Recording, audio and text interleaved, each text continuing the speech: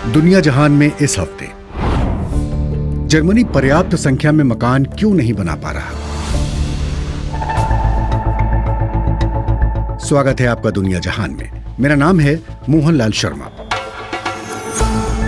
हर हफ्ते एक सवाल और उसका जवाब तलाशने की कोशिश। बीबीसी पड़ताल दुनिया की।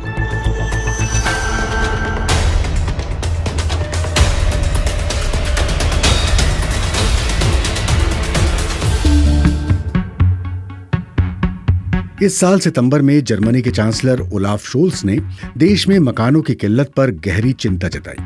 उनकी सोशल डेमोक्रेटिक पार्टी ने चुनाव के दौरान वादा किया था कि उनकी सरकार देश में नए मकानों की किल्लत से निपटने के लिए हर साल 4 लाख मकान बनवाएगी। सितंबर 2023 में सरकार का आधा कार्यकाल पूरा हो गया, लेकिन वो अपने लक्ष्य से बहुत दूर रह गई। यूरोप की सबसे बड़ी अर्थव्यवस्था में अब कंस्ट्रक्शन यानी कि भवन निर्माण क्षेत्र में दशकों में सबसे बड़ी गिरावट आई है। इस समस्या से निपटने के लिए जर्मन चांसलर ने कंस्ट्रक्शन क्षेत्र से जुड़े प्रमुख लोगों के साथ एक आपात बैठक की है।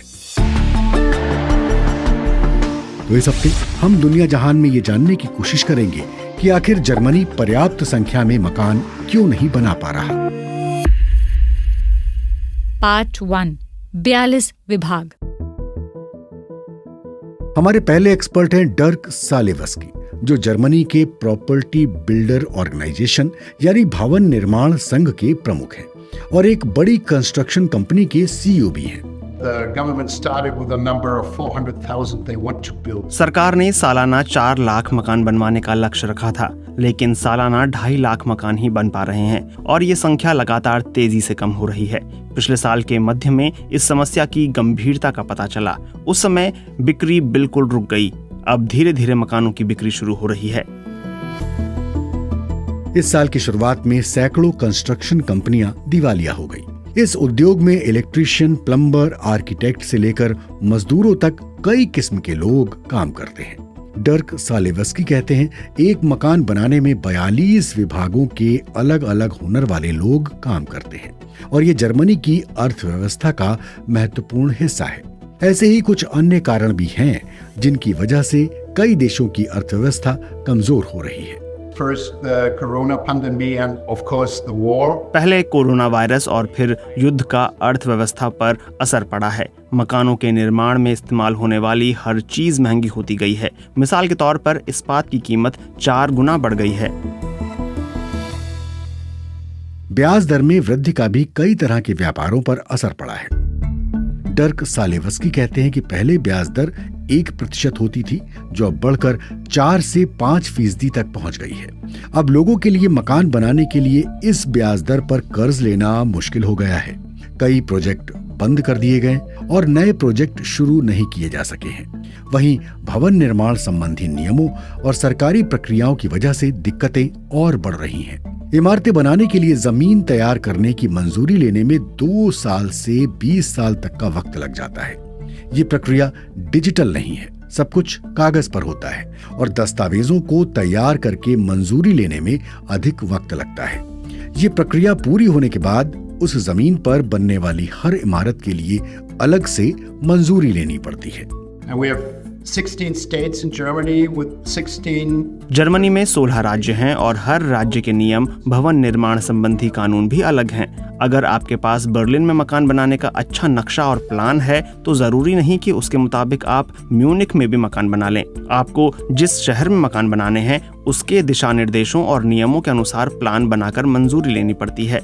एक ही शहर में एक जैसी दूसरी इमारत बनाने के लिए भी नए सिरे से मंजूरी लेनी होती है और पूरी प्रक्रिया शुरू से करनी पड़ती है। इस प्रक्रिया में 6 महीने से 3 साल तक लग जाते हैं। इसके बाद ही इमारत का निर्माण शुरू हो सकता है। लेकिन कई बार मंजूरी मिलने में इतना वक्त लग जाता है कि बिल्डरों के हालात बदल जाते हैं और उनके पास निर्माण के लिए धन उपलब्ध नहीं रहता। पिछले साल के पहले 6 महीनों की तुलना में इस वर्ष के पहले 6 महीनों में मंजूरी प्राप्त इमारतों के निर्माण में बड़ी कमी देखी गई और अनुमान है आने वाले महीनों में इसमें और गिरावट आएगी। इस दौरान सस्ते मकानों की मांग लगातार बढ़ती जा रही है।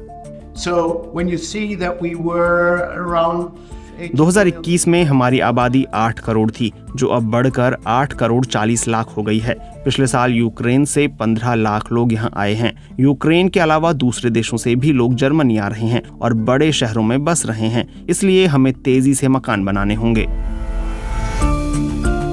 ताजा अनुमान के मुताबिक जर्मनी में 7 लाख मकानों की जरूरत है। हाल में जर्मनी के चांसलर ने निर्माण क्षेत्र की कंपनियों के प्रतिनिधियों से मुलाकात की और उसी दिन सरकार ने निर्माण संबंधी कई नियमों में ढील देने और आने वाले 4 सालों के लिए समाज कल्याण योजनाओं पर 19 अरब यूरो खर्च करने की घोषणा की। ये केंद्र और जिला प्रशासन द्वारा प्रायोजित 47 अरब यूरो की लागत वाले प्रोजेक्ट का हिस्सा है। मगर क्या ये कदम निर्माण उद्योग क्षेत्र में नई जान फूंक पाएगा? केवल जर्मनी ही नहीं, ये समस्या यूरोप के दूसरे देशों के सामने भी है। पार्ट 2, यूरोप की समस्या। हमारी दूसरी एक्सपर्ट एलिस पटीनी हाउसिंग यूरोप नाम की संस्था में शोध कार्य निदेशक है। उनका कहना है कि जर्मनी में आवास की समस्या पर और देशों को भी नजर रखनी चाहिए, क्योंकि ऐसी ही स्थिति यूरोप में डेनमार्क, ऑस्ट्रिया, फ्रांस और दूसरे देशों में भी पनप रही है। इसकी एक वजह यह है कि धन की कमी के चलते सोशल हाउसिंग यानी कि कम आय वाले लोगों के लिए सस्ते मकानों के प्रोजेक्ट घटते जा रहे हैं। कई दशकों से गरीबों के लिए सस्ते मकानों के निर्माण में कमी आती गई है। अब मकानों की किल्लत की समस्या गंभीर होती जा रही है। खासतौर पर यूरोप के शहरी इलाकों में यह साफ दिखाई दे रहा है। ब्रसेल्स में 3 साल पहले 49,000 परिवारों ने सस्ते मकानों के लिए रजिस्टर किया था। अब ये संख्या बढ़कर 52,000 हो गई है। ताज़ा शोध कार्यों के अनुसार बेघर लोगों की तादाद 30% बढ़ गई है। नए मकान बनाना ही इस समस्या का समाधान है। कई देशों में खाली पड़े मकानों की मरम्मत करा के उन्हें जरूरतमंद लोगों को दिया जा सकता है, लेकिन उसके लिए भी पैसे की जरूरत होगी। सस्ते मकान बनाने की व्यापक योजनाओं को अंजाम देने में 30 से 40 साल लग सकते हैं। इस क्षेत्र में आर्थिक निवेश और स्थिरता लाना अत्यंत जरूरी है। इसी महीने जर्मनी ने भवन निर्माण संबंधी कुछ नियमों को स्थगित करने का फैसला किया है। To some extent, more flexibility. नीति में इस प्रकार का लचीलापन जरूरी है। 2015 में सीरिया से बड़ी संख्या में शरणार्थियों के यूरोप पहुंचने के बाद यह समस्या गहरी हो गई और डेनमार्क जैसे देशों ने इस कारण पैदा हुई आवासीय समस्या से निपटने के लिए मकान बनाने संबंधी कई नियमों में अस्थायी तौर पर ढील दी। मगर इन मकानों के निर्माण में इस्तेमाल होने वाली सामग्री का पर्यावरण पर जो असर पड़ेगा उसे भी ध्यान में रखने की जरूरत है। एलिस पटीनी का कहना है कि कुछ देश इस समस्या से बेहतर तरीके से निपट रहे हैं। मिसाल के तौर पर फ्रांस और डेनमार्क ने पिछले 10 सालों में इस क्षेत्र में निरंतर निवेश किया है। सस्ते मकानों की किल्लत के बावजूद इस क्षेत्र में कुछ अच्छे बदलाव भी आए हैं। यूरोप में मकान बनाने में इस्तेमाल होने वाले सामान की कीमत में गिरावट आई है, लेकिन इसके बावजूद आने वाले कुछ सालों में यूरोप में मकानों की किल्लत की समस्या बढ़ सकती है। इसकी एक वजह है निर्माण क्षेत्र में मजदूरों की कमी। एलिस पटीनी की राय है कि कोविड महामारी के प्रभाव से कई कंस्ट्रक्शन कंपनियां दिवालिया हो गई थी और वहां काम करने वाले मजदूर दूसरे क्षेत्रों में चले गए, जिस कारण अब कुशल मजदूरों की कमी हो गई है। पार्ट 3, सबक। हमारी तीसरी expert Michelle Norris Dublin University College में सोशल पॉलिसी की प्रोफेसर हैं। वो कहती हैं, कंस्ट्रक्शन उद्योग में आयरलैंड ने भी जर्मनी की गलतियों को दोहराया। जर्मनी में भी कम आय के लोगों के लिए सस्ते मकान बनाने के ठेके निजी कंपनियों को दिए गए थे, लेकिन उन मकानों की मिल्कियत बाद में भी इन कंपनियों के पास ही रही। सस्ते मकानों के निर्माण का निजीकरण आयरलैंड में भी हुआ था। 2008 के आर्थिक संकट के बाद बैंकों से इन प्रोजेक्ट को कर्ज मिलना बेहद कम हो गया था। यहाँ मकानों की कीमत गिरना शुरू हो गई और मकानों के लिए दिए गए कर्ज की ब्याज दर और किश्त बढ़ने लगी। बैंक आर्थिक समस्याओं में घिर गए, आबादी बढ़ती गई, लेकिन नए मकानों का निर्माण घटता गया। जब प्रॉपर्टी मार्केट में तेजी थी तब सालाना 70,000 नए मकान बनते थे और आर्थिक संकट के बाद उनकी संख्या गिरकर सालाना 10,000 तक रह गई। जर्मनी की तरह आयरलैंड सरकार ने भी प्रतिवर्ष 30,000 नए मकान बनवाने का लक्ष्य रखा है। इसके तहत निजी मकान और गरीबों के लिए सस्ते मकान भी शामिल होंगे। बहुत से लोग मानते हैं कि यह लक्ष्य बहुत छोटा है। सरकार ने भवन निर्माण आयोग का गठन किया था, जिसने यह सुझाव दिया कि देश को प्रतिवर्ष कम से कम 60,000 नए मकानों की जरूरत होगी। साथ ही कई कंपनियां भी सरकार से आग्रह कर रही हैं कि वो नए मकानों की संख्या बढ़ाए, क्योंकि मकानों की किल्लत की वजह से डबलिन जैसे शहर में मकान के किराए आसमान छू रहे हैं, जिस वजह से कई कंपनियों के लिए कुशल अंतर्राष्ट्रीय श्रमिकों को आकर्षित करना और नौकरी पर रखना मुश्किल हो रहा है। स्थिति की गंभीरता को देखते हुए आयरलैंड की सरकार ने कंस्ट्रक्शन क्षेत्र में दखल देना शुरू कर दिया है। सरकार ने विदेशी निवेशकों के साथ मिलकर कई आवास योजनाओं को खुद अंजाम देना और प्रॉपर्टी डेवलपरों को आर्थिक मदद देना शुरू किया है।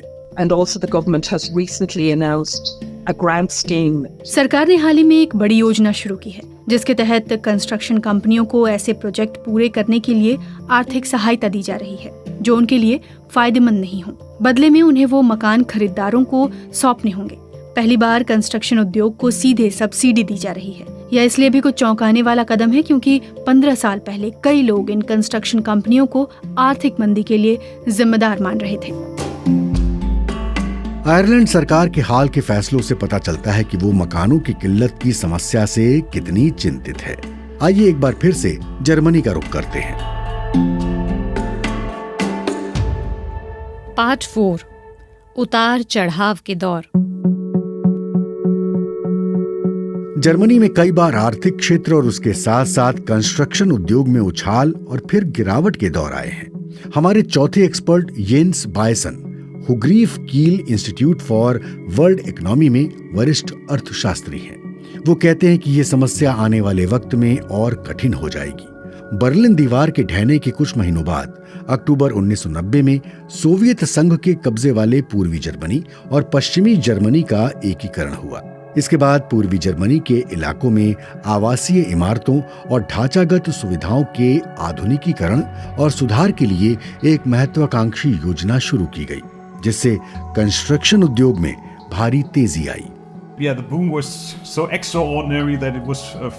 उस समय उद्योग में उछाल इतना तेज था कि बाद में मंदी भी बढ़ी रही।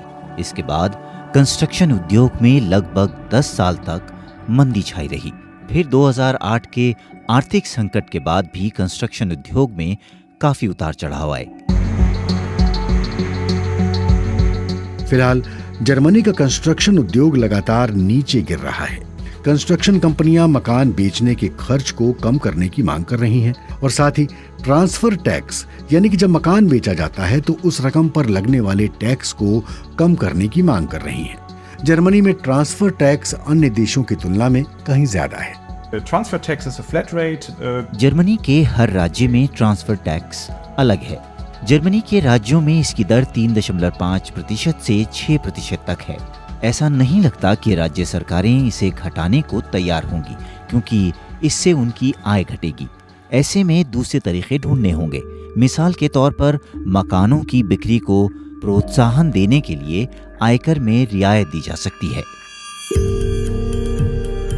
इस साल सितंबर में चांसलर शुल्स ने संसद में बोलते वक्त राज्य सरकारों से अपील की कि वो मकान निर्माण के लिए लंबी प्रक्रिया को कम करें और लाल फीताशाही खत्म करें। इससे मकानों के निर्माण की प्रक्रिया तेज हो जाएगी। लेकिन ऊंची ब्याज दर की समस्या का फिलहाल कोई हल नहीं है। प्रॉपर्टी बाजार की मंदी का दौर अब धीरे धीरे खत्म हो जाएगा। संभावना है कि आने वाले 2-3 सालों में ब्याज दर भी कम हो जाए, लेकिन फिलहाल तो ये एक गंभीर समस्या है।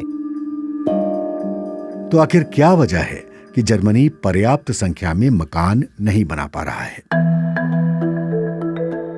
मकान बनाने की बढ़ती कीमत और आर्थिक निवेश की कमी से कई कंस्ट्रक्शन प्रोजेक्ट ठप हो गए। साथ ही मंजूरी के लिए लंबी कागजी प्रक्रिया भी एक बड़ी अड़चन है। कई अरब यूरो के निवेश और नियमों में ढील देने से कंस्ट्रक्शन क्षेत्र में तेजी तो आएगी, लेकिन कई प्रोजेक्ट जो अटके पड़े हैं उन्हें शुरू करने और नए प्रोजेक्ट तैयार कर मकान बनाने में अभी काफी वक्त लगेगा। यानी जर्मनी की इस समस्या को समाप्त होने में अभी काफी वक्त लगने वाला है।